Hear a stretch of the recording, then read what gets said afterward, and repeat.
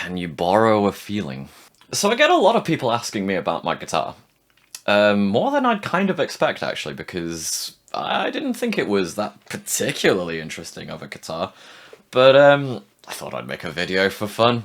It's a Charvel Sandemas 2 in Chlorine Burst.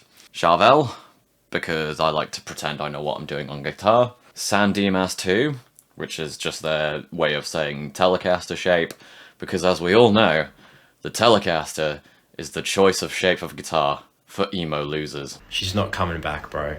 Put the guitar down. And Chlorine Burst, which is just their way of saying blue quilted maple.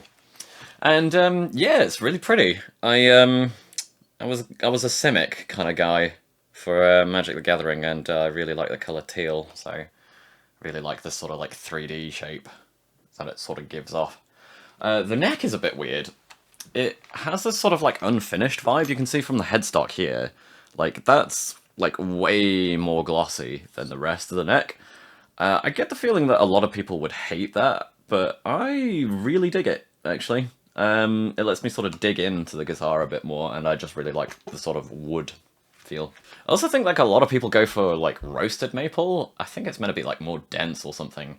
But for me, I kind of like this. It gives it a bit more of a give. And also the light maple with the black inlays goes really well with my pasty ass skin and black nail polish. And the pickups, they're different from stock. They are bare knuckle polymaths. I switched pickups from a second-hand guitar that I bought and sold that one on. In hindsight, I probably shouldn't have done that because that guitar was actually really nice. It was a Chapman ML2 Pro. One of the older ones. It had like one of these kind of bridges. It was a Les Paul shape, and it was a neck through, and it played beautifully. It was probably, strictly speaking, better than this guitar, but I just really like this guitar. And I was unemployed at the time that I sold it, so I guess it kind of worked out. Going from the Seymour Duncan JB and 59 to the bare knuckles, these feel way more broad and compressed, so really fun for leads. But honestly, the JB and the 59, they had this kind of like nasty sense of attack to it that I low-key kind of miss.